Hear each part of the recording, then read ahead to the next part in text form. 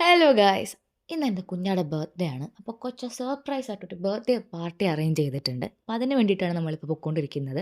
എൻ്റെ വകയായിട്ട് ഞാനൊരു കേക്കൊക്കെ വാങ്ങിയിട്ടുണ്ട്. നമ്മൾ വന്നിരിക്കുന്നത് അൽഹാജ റെസ്റ്റോറൻറ്റിലാണ്.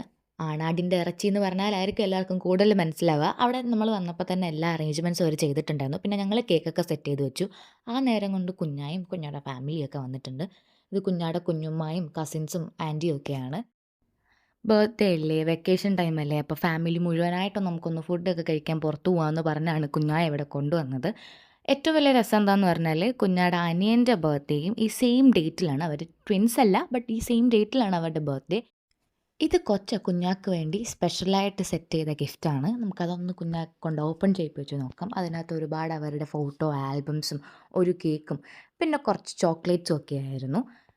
പിന്നെ ഗിഫ്റ്റിൻ്റെ പെരുമഴയായിരുന്നു. ഇത് കുഞ്ഞാടെ അനിയത്തി കുഞ്ഞാക്ക് കൊടുത്തൊരു വലിയ ഫോട്ടോ ഫ്രെയിമാണ്. അത് കഴിഞ്ഞിട്ട് സീന മാമി, എൻ്റെ മാമി ഒരു ഗിഫ്റ്റ് കൊടുത്തിട്ടുണ്ടായിരുന്നു. അതൊരു ചുരിദാറായിരുന്നു.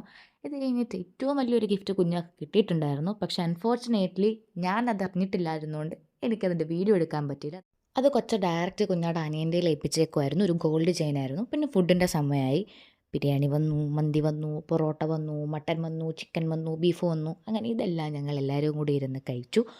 ഫുഡിൻ്റെ കാര്യം പിന്നെ പറയേണ്ട ഒരു രക്ഷയില്ല, അടിപൊളിയായിരുന്നു. ഇതാണ് കുഞ്ഞാക്ക് കൊടുത്തയച്ച മാല. കുഞ്ഞായും ഹാപ്പി, ഞങ്ങളും ഹാപ്പി. അപ്പോൾ പരിപാടികളൊക്കെ കഴിഞ്ഞ് ഞങ്ങൾ നേരെ വീട്ടിലോട്ട് വിട്ടു.